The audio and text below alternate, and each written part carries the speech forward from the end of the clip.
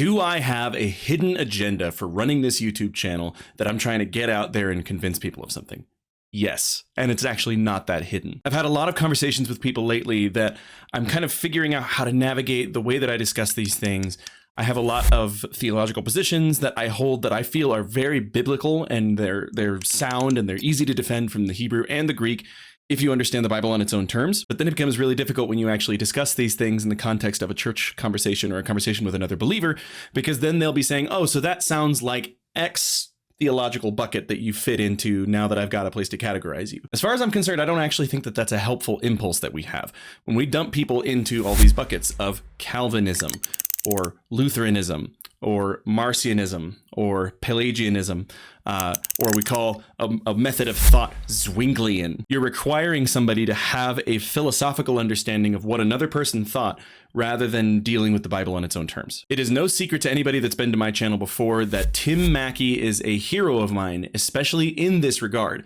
You might know him as the main voice from the Bible Project. The Bible Project has come under fire from a lot of different doctrinal watchdog channels and things like this because they're not Calvinist, for example. They are not coming out with a specific doctrinal statement that says, we hold to this way of categorizing what the Bible says, and so we're not in league with any of these other people. Instead, their mission is an incredible one. And I think I'm going to let Tim Mackie explain for you the way that he approaches this, because he says exactly what I've thought in better terms than I could say it. So let's just hear what he has to say for himself. The most rewarding feedback we get is from people who don't identify as religious anything, but they feel like they're able to understand what their parents or coworkers or friends believe now. And I can see, I mean, yeah, we straight up have had letters and emails from self-identified atheists saying, you know, thank you for what you're doing. You're helping demystify what I used to believe. That's really cool. Yeah, but there's something for me, just if you don't let the debates of our age determine what you're looking for. And to me, this has become the biggest challenge and project now, as I can see, is just to hear the Bible on its own terms, not filtered through what I want it to speak to, but really trying to listen to it and learn to read this literature along the weave, you know, or going with the grain. Yeah. And you'll hear all kinds of things you never expected to hear. And but it also, you find that many of the things that seemed so important maybe aren't quite as important as I thought they were. Anyway, it's been a great journey. So speaking of journey. So I'm sorry to cut you off, Preston. I love Preston Sprinkle too, but let's talk about what's going on here. So I am blown away by what he just said.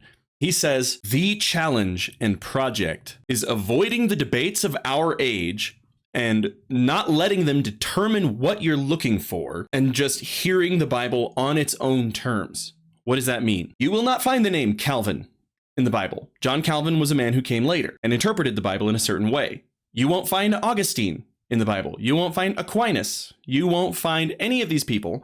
What you'll find is 66 books divided into two halves, Old and New Testaments, which were themselves written in very particular contexts and have very specific things to say, which we counterintuitively know more about the original historical contexts than people did 1,500 years ago. Archaeology has advanced to a degree. Biblical scholarship has advanced to a degree that we know more about what was in the mind of an ancient Jewish person writing a book of the Old Testament than they did 1,500 years ago. And so what has unfortunately happened is that over the course of 2,000 years since the completion of the New Testament, roughly 2,000 years, we have added on layer and layer upon layer upon layer of human tradition, philosophy, methods of understanding the Bible that are disconnected from that original context, that in fact do violence to that original context. There's a medieval method of interpretation that we have then taken their attempt to contextualize the Bible to their context And we've built our own beliefs on top of those contextualized beliefs. And we're now 5 degrees separated from the original text. So there are going to be some things that I say on this channel that are probably going to really ruffle your feathers. But I'm going to do my best to always prove it from the scriptures. Not just the translations that we have in English, but the Hebrew and the Greek. We're going to talk about what is the soul. We're going to talk about eschatology. We're going to talk about soteriology. We're going to talk about what is the end state, not just for those who are believers, but for those who are unbelievers. And the fact of the matter is, it's going to be a pretty uncomfortable discussion because I think that the Bible says very clearly different things from what most of us have been taught growing up. If you've been around my channel at all, you know that that is really starkly present in the discussion surrounding what happens after a believer dies. What is the end state? We've talked about how the fact that it is not heaven. Heaven is not your eternal home, and that is good news. I put out my book trailer, and people reacted to that really negatively. They were throwing all kinds of comments on the Facebook ads, like heresy alert, and I found the heretic, and all these things. Except that's just, you just read the Bible. Revelation 21 and 22, that is not heaven. The New Jerusalem comes down to earth out of heaven, and that's where believers dwell with God forever. I don't mean to get so heated and so incensed and so emotional about this, but it really is something that I think Christianity needs. I consider myself proudly to be part of a movement that is trying to sweep away all of the unhelpful cruft and accumulation of thousands of years of attempting to contextualize the Bible, which is not a bad impulse. You need to contextualize the Bible to your day and age. The problem is that the Greeks did that. Then after the Greeks did that, the Romans did that. After the Romans did that, it went into Asia and all of these other countries, all these other pieces and places of the world. And then it just gets layer after layer after layer. And before we know it, we're 4 layers deep and we don't even understand what it is from Greek philosophy that we're thinking that's not from the Bible. Or we don't understand what came from European philosophy and European worldview that we've just imported wholesale and we haven't thought about. And now we've got several hundred years of Americans doing it too. What does the Bible say on its own terms, in its own context? Michael Heiser says this. He wants all of his readers and all of his podcast listeners and all of his YouTube viewers to have an ancient Israelite in their head. That is to say, if you're reading the Old Testament, he wants Isaiah and what he thought and how he viewed the world to be in your head while you're reading Isaiah.